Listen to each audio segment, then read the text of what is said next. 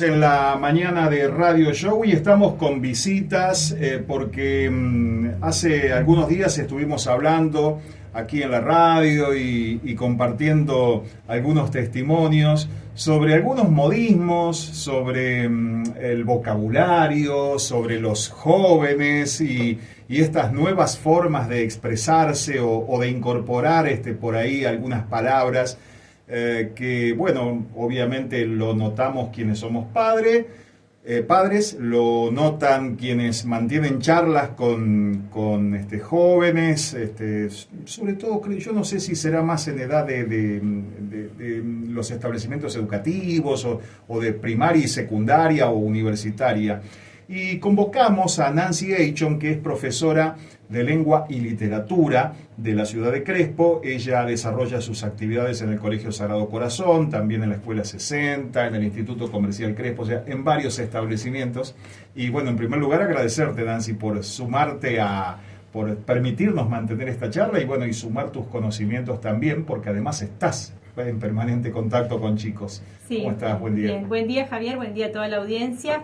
Sí, es un tema, gracias a ustedes por la invitación, y es un tema muy interesante y también controversial, como todo, ¿no? Siempre que entramos a reflexionar, a pensar el uso que hacemos de la llamamos causa polémica, ¿no? Uh-huh. Hemos tenido la discusión sobre el lenguaje inclusivo, hemos tenido discusiones que nos hacen volver sobre eso que llamamos el sistema de la lengua, y en particular, obviamente, cuando hablamos de los adolescentes y los jóvenes, también mucho más, ¿no? Porque los cambios generacionales son también los que van marcando apropiaciones lingüísticas, como vos decís, modismos o neologismos, extranjerismos que se van sumando a la lengua, así que bueno, fíjate vos que vos sumaste un dato también hace unos años cuando comenzó a usarse el lenguaje inclusivo, que también recuerdo que causó en algunos bueno, terror, ¿no? Porque cómo se iba deformando, en otros obviamente cuestiones políticas también fueron apareciendo en el medio, y cuando apareció ese lenguaje inclusivo, ¿qué te pasó a vos como profesora? Bien, en primer lugar, siempre el objeto de estudio de la lengua, uno se posiciona epistemológicamente sobre ese objeto, o sea, desde dónde lo mira, qué concepción tiene de él. Y bueno, la lengua es un sistema estable, tiene su normativa, obviamente, pero también es un ente vivo.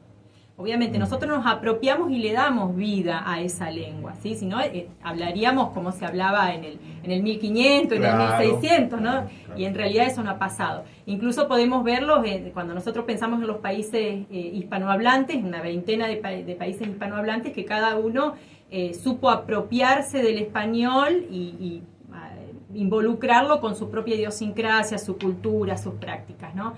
Entonces, cuando uno discute sobre la lengua, creo que uno tiene que saber desde qué lugar está discutiendo. En el caso del lenguaje inclusivo, a mí me pasó que reconocí que la lucha iba más allá de lo lingüístico, lo gramatical, lo normativo, y detrás había una discusión cultural e ideológica de las minorías. Bien. Entonces, si yo como profesora de lengua quería ponerme a discutir desde el punto de vista lingüístico normativo, no me iba a entender nunca con la otra parte, ¿sí? Entonces, la gente tomó posición desde lo normativo, desde lo lingüístico, olvidando que detrás hay otra cuestión que es la lucha por el reconocimiento de las minorías, de sus derechos. Entonces, a mí por ahí me causa un poco de risa cuando la gente, pero no risa mal, digamos, sino porque cómo cuesta en realidad escuchar al otro para entenderlo y no para responderle, ¿no? Porque la idea era entender por qué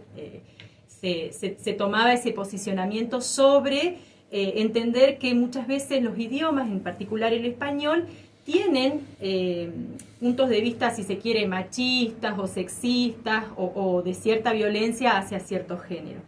Pero además porque quizás se instaló la discusión y muchos sabemos que desde la década del 70 se viene discutiendo sobre por qué el español tiene los rasgos sexistas que tiene o los rasgos de violencia, de racismo que tiene, ¿no? O sea, son discusiones que muchos teóricos y analistas del discurso vienen dando desde la década del 70.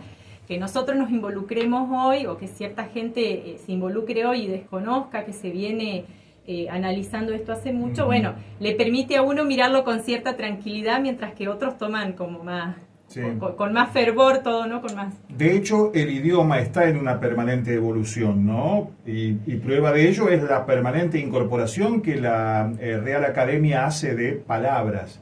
Ahora,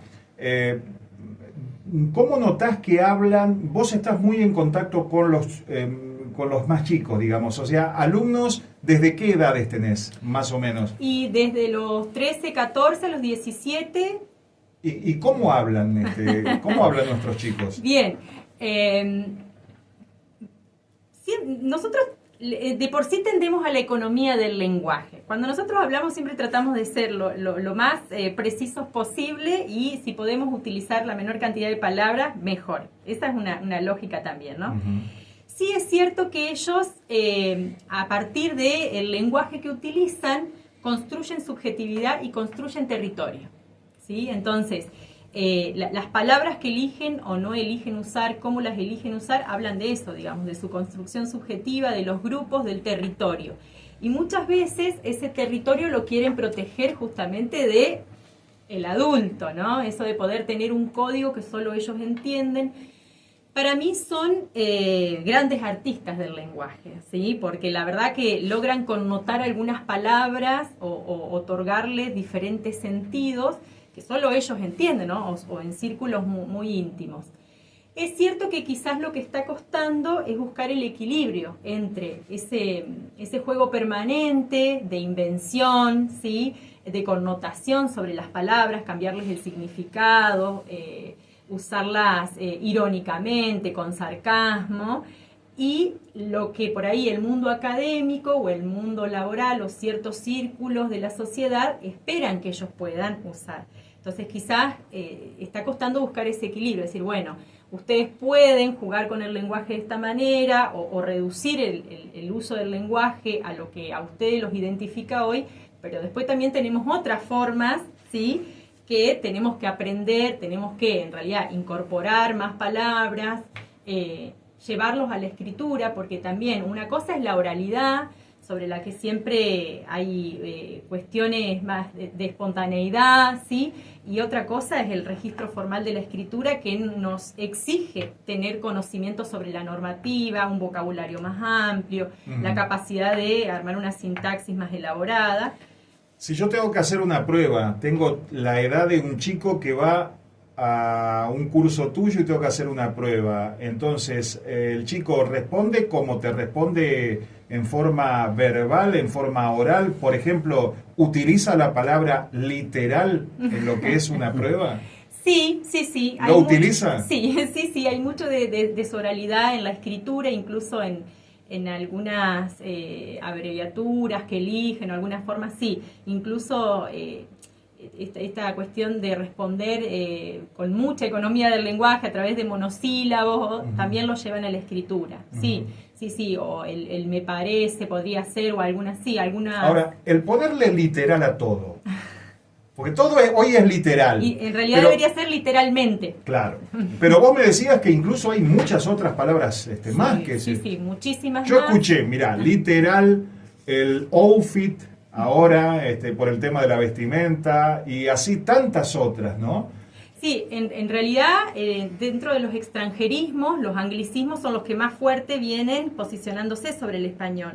Aquellos términos del inglés que uno los ve en relación a la publicidad, a las redes sociales. Cuando nosotros decimos WhatsApp, Facebook, ya estamos ahí, ¿no? Eso lo utilizan muchísimo y con naturalidad, ¿no? El sale, el off, con muchísima naturalidad ellos lo incorporan. Después hay algunos que son un poco más regionales, como puede ser el fantasma, crush. Yo me anoté algunos acá, sí, porque el cringe, el lol, el random, ¿sí? Fandom. Random. Exactamente, sí, para lo raro, lo extraordinario, no que Sí. random, que Sí. sí. Sí, muchísimos responden a anglicismos, a extranjerismo, y otros son neologismos, es decir, son palabras que inventan ellos, y la definición también la tratan de poner ellos. Antes era, yo no sé si atribuirlo a una situación económica, pero no por situación económica digo, pero sino el más chetito, los más chetitos, utilizaban o se destacaban por ahí poner o imponer modismos, que pues, podía ser de alguna palabra como podía ser de formas de vestir, etcétera, etcétera.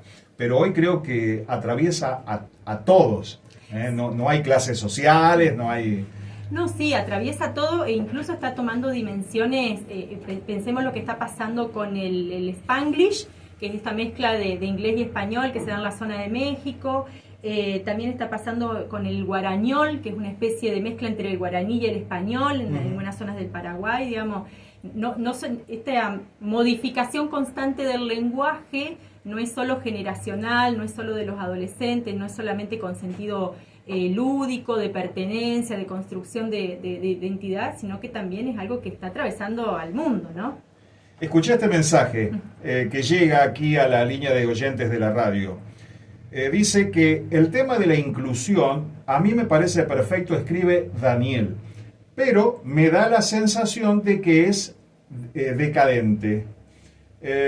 Como el que el más culto debe entender al que habla mal y nunca se da al revés. Y dice, pasa lo mismo aquí en España. Es Daniel Fay, que está escuchando en España y que quiere sumar también su opinión, y de paso le enviamos un saludo al amigo oyente. Claro, en todos lados deben darse situaciones similares en todos los países, ¿no? Sí, sí. Hay una cuestión con la lengua que yo te decía, la lengua de por sí es inmutable, es decir, yo no puedo levantarme mañana y decirte, esto se llama termo, y que se empieza a usar de esa manera. Pero sí, si yo empiezo a llamarlo termo y otro lo llama termo y otro, digamos, con el uso se puede instalar ese cambio, ¿sí? Entonces, quizás lo que pasó con el lenguaje inclusivo en algunos lugares es que se tomó o se sintió como una especie de imposición, y para mí se redujo un poco a esto del chiques, el todes, y en realidad la discusión es más profunda, digamos, claro. No es solamente eso, digamos, claro. Sino que es ver cómo a través de documentos oficiales, formularios, institucionales, damos cabida a la identificación de personas que no quieren responder en términos binarios de femenino masculino, digamos, por explicarlo brevemente. Sí. Pero bueno, por ahí la discusión quedó en esto de ahora hay que usar todes, y en realidad no es así. Y en todo caso, sí comparto esta idea, digamos, no se puede imponer algo a la fuerza, sino que se va a dar con el uso. Si la gente se lo apropia y lo pone en funcionamiento, se va a dar el cambio. Y si no, no. ¿Qué es lo que pasa hoy? Hay gente que lo utiliza en ámbitos institucionales, en charlas, en conferencias, sí. Y hay gente que no lo usa, ni lo usó, ni lo va a usar. Claro. Aquí preguntan, en medio de todo esto, ¿cómo logran el hábito de la lectura? Que el hábito de la lectura utiliza parámetros más normales, digamos, o sea, en lo que es la escritura, la expresión, y quizás el chico ahí pueda leer común y corriente, llamémosle, ¿no? Al chico no le gusta leer. Bien. Mira. ¿O sí le gusta leer? Yo creo que los chicos leen y leen mucho más de lo que nosotros creemos. ¿Sí? Esa también es una discusión que a mí, que estoy en el aula, me hace ruido siempre. Los chicos no leen. Los chicos leen y leen mucho. El tema es qué leen y para qué leen. En eso capaz que le estamos errando hacia dónde enfocamos la lectura. Sí. Si vos vas hoy a una librería y mirás qué cantidad de espacio tiene la literatura infanto-juvenil, te vas a sorprender. Entonces vos decís, ¿quién lee eso? ¿Por qué la industria editorial no va a perder plata hoy, no? Entonces, si vos ves que hay libros con tapas llamativas, formatos increíbles, materiales, es porque los jóvenes y los niños están leyendo. Ahora, quizás la pregunta sería, ¿qué están leyendo y para qué? ¿O qué esperamos nosotros que hagan con la lectura? Y ellos no están respondiendo a eso que nosotros esperamos. Sí es cierto que hay lecturas que cuando ellos se encuentran con determinados términos que para nosotros son quizás bastante habituales porque son de un lenguaje o de un vocabulario promedio, ellos tienen cierta dificultad y te preguntan. Yo a veces me sorprendo con algunas preguntas. ¿Qué significa, no sé, causativo? ¿Qué significa? Y a mí eso me hace ruido porque digo, no es una palabra tan difícil, no son términos tan difíciles. En eso ahí uno ve esto de que quizás está faltando nutrir el vocabulario, sacarlos de eso que ellos usan cotidianamente y tratar de ir llevándolos a una amplitud, no solamente en cantidad, sino de calidad del vocabulario. Claro. Decime, y en la escritura, a partir de la aparición de el WhatsApp o de las redes sociales, también aparecieron esos modismos de esas abreviaturas que por ahí nosotros ya estamos acostumbrados, pero cuando yo veía por primera vez tenía que interpretar qué es lo que me querían decir. Te estoy hablando hace algunos años atrás, ¿no? Pero eso también contribuye a empobrecernos, ¿no? Bien, también es una discusión. Hay muchos que dicen que sí, hay otros que dicen que no, ¿sí? En mi caso particular creo que sí, que al estar tanto tiempo en esa escritura que tiene que ver con lo digital, con la pantalla, termina afectando la escritura manuscrita, digamos, la escritura a mano. No solamente son las abreviaturas, como por ejemplo el que, solo con la Q, o algunas cuestiones, sino que se tiende a juntar palabras que se escriben separado, como el o sea, a veces. Esas palabras en la escritura a mano, como en la escritura del tipeo, lo escriben todos juntos, también lo están llevando a la escritura en papel, digamos, ¿no? Sí, también no es solamente eso, sino que la falta de comas, la falta de puntos, la falta de signos de apertura y de cierre, de interrogación, de exclamación, también hace que se dificulte muchísimo la lectura del mensaje, pero después también cuando uno ve los escritos en la carpeta, en las tareas, en los trabajos, y te dicen, pero es una pregunta, profesora, pero bueno, no, si vos no le pones el acento al qué, si no le pones el acento al cuándo, si no cerrás con el signo, yo no puedo adivinar que es una pregunta, ¿no? Sí, el tipeo constante con el teléfono, con la computadora, afecta la escritura también en las hojas, en los trabajos, sí. Bueno, ¿y estás preocupada por esto o los docentes deben adaptarse a estas? Porque como todo, como lo decíamos, todo va avanzando y por ahí hay que también ir acompañando, ¿no? Sí, un poco las dos cosas.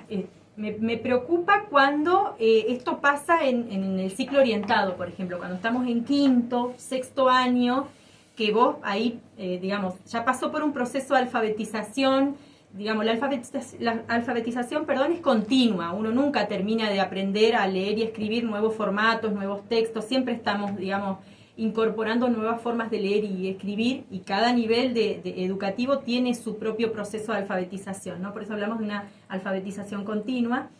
Sí es cierto que en el nivel primario uno tiene ahí como las grandes bases de la alfabetización, y entonces después uno en la escuela secundaria lo que pretende es ir justamente haciendo esto, ¿no? Ampliando el vocabulario, complejizando los textos. Entonces cuando uno llega a tercer año, cuarto año de secundaria y vemos que hay dificultades que se acrecientan, que no se pueden superar, ahí sí, digamos, hay que hacerse nuevas preguntas, hay que pensar también en la actualización de los saberes pedagógicos, didácticos, de las estrategias, de las metodologías, que siempre hay una resistencia al cambio, siempre el cambio trae incertidumbre y hay resistencia. Sí, hay preocupación y hay ocupación, pero eso no significa que uno pueda de alguna manera subestimar el manejo de la lengua del otro o minimizarlo o despreciarlo, ¿no? Digamos, porque cuando nosotros tenemos alumnos que vienen de diferentes culturas, familiares, institucionales, prácticas religiosas, deportivas, y yo creo que uno lo que no puede hacer nunca es subestimar, menospreciar ese vocabulario y esa forma de escribir y leer que trae, porque si eso le permitió a él habitar todos esos círculos y llevar adelante su vida, mal haría uno en subestimar eso, menospreciar. Lo que uno tiene que ir mostrándole es la necesidad de mejorarlo, de ampliar su vocabulario, de reconocer nuevas formas de textos y de escritura, y ellos también tienen resistencia a eso, obviamente, ¿no? ¿Y el docente o los profesores cómo van adaptándose a esto? Me refiero a la evolución, ¿no? Porque obviamente ustedes son muy distintas como docentes o profesores a lo que eran docentes de hace 30 o 40 años atrás, y las que vengan o los que vengan serán muy distintos a ustedes. ¿Ustedes se capacitan permanentemente o cómo van variando avanzando como para estar acorde, digamos, a lo que el chico necesita?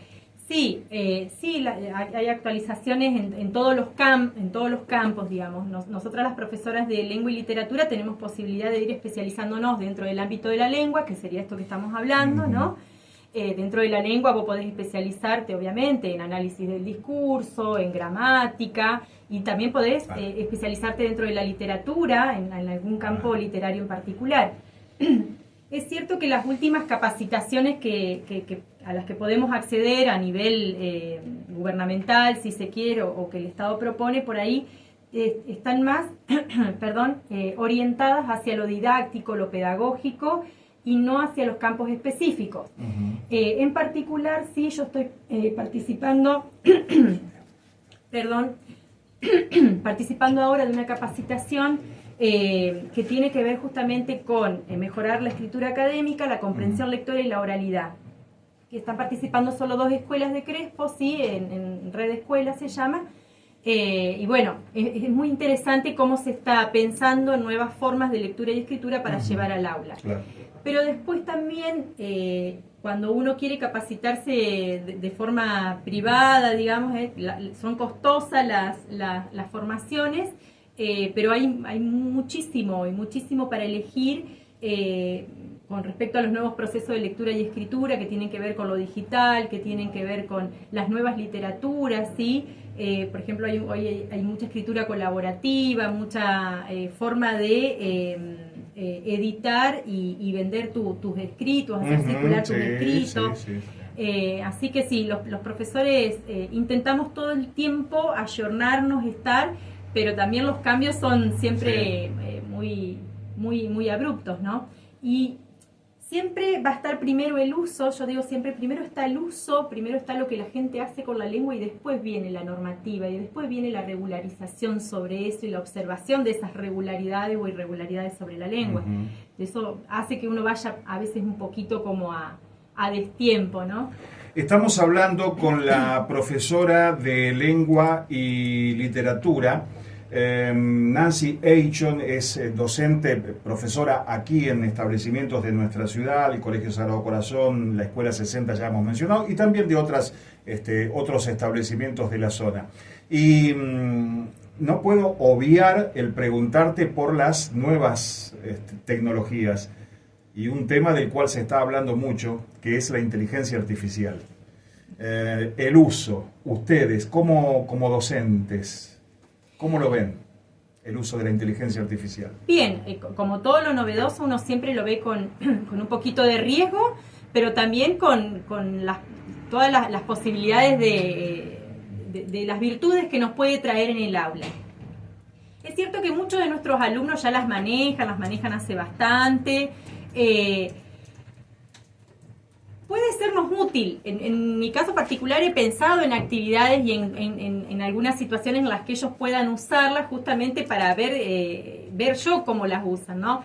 Después siempre también está el desafío del docente de poder plantear actividades, trabajos en los que el alumno no pueda reducir la realización a ir a buscar a la inteligencia artificial. En mi caso me ha pasado, mis alumnos se ríen porque he notado cuando recurren a la inteligencia artificial. Y ellos se ríen, me dicen, profesora, ¿cómo hiciste? Bueno, cuando uno conoce a sus alumnos, el vocabulario que manejan, la forma de escribir, y presentan un trabajo de pronto con otro vocabulario, con algún uso de artículos o de preposiciones que no es usual en esta región, uno también lo nota rápidamente. Yo creo que la tecnología está ahí.